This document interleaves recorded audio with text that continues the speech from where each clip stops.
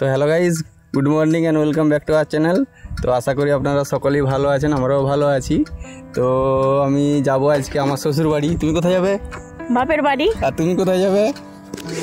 এই দেখো টুপিকুলদের মধ্যে কীরকম একদম বিটি সিটি। কোথায় যাবে? মামা বাড়ি। তো মামা বাড়ি, উনি যাবে মামা বাড়ি আর উনি যাবে বাপের বাড়ি, আর আমি যাব শ্বশুর বাড়ি। তো শ্বশুর বাড়ি যাওয়ার উদ্দেশ্যটা, শাশুমার একটু শরীরটা খারাপ, হাসপাতালে ভর্তি ছিল। তো আগামীকালই হাসপাতাল থেকে বাড়ি এসেছে, তো আমরা আজকে দেখতে চলেছি। চলো তো দেখি সেখানে যে কি হয়। কেমন আছে দিরুন? আমি আর সানভি বাইকে বসে আছি এবং সখীকে পাঠিয়েছি মিষ্টি নিতে। শ্বশুর বাড়ি যাবো, মিষ্টি নেবো না তা কখনো হয়? আপনারা যদি চ্যানেলে প্রথম এসে থাকেন বা চ্যানেলটা এখন সাবস্ক্রাইব করে না থাকেন, তাহলে চ্যানেলটি অবশ্যই সাবস্ক্রাইব করে দিবেন এবং কমেন্ট করে জানাবেন কেমন হয়েছে আজকের এই ব্লগটা। তো সখীর মিষ্টি নেওয়া হয়ে গেছে এবং সখী এসে গেছে এবং কিছু ফলমূলও নিতে হবে। তো আমরা আবার একটা ফল দোকান দেখে দাঁড়াবো। ফল দোকানে দাঁড়ালাম, আবার সখীকেই নামালাম ফল কেনার জন্য। সখী অনেক কিছু ফল নিল। এবার ফল নেওয়া হয়ে গেছে, এবার আমরা শ্বশুরবাড়ির দিকে চললাম।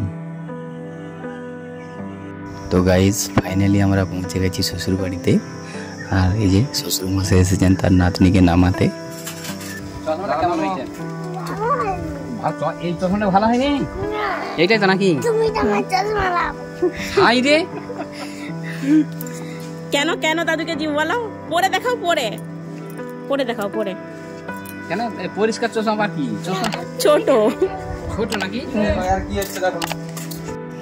এদিকে ছোট সম্বন্ধী বাচ্চা ছেনার মতো খেলা করছে দেখুন। মা অসুস্থ, তার জন্য মায়ের জন্য কত কিছু নিয়ে এসছে দেখুন। শাকসবজি নিয়ে এসছে, ফলমূল নিয়ে এসছে, গেঁড়ি নিয়ে এসছে। তো গাইস, চিকেন আর ভাজাভুজির মধ্যে দিয়ে দুপুরের খাবারটা শেষ করলাম। খাওয়া দাওয়ার শেষে কিছুক্ষণ বিশ্রাম নিয়ে আমরা বাড়ির পথে রওনা দিলাম। তো আমাদের সানভি খুব কান্নাকাটি করছে, একদমই বাড়ি ফিরতে চাইছে না, মা বাড়িতে থাকবে এক দুদিন। তবুও অনেক কষ্টে রাজি করিয়ে আমরা বাড়ির পথে রওনা হলাম।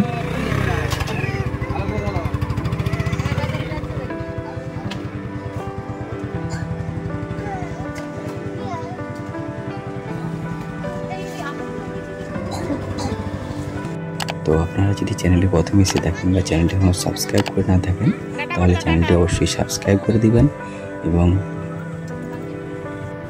দেখা হচ্ছে পরের ব্লগে। Thank you.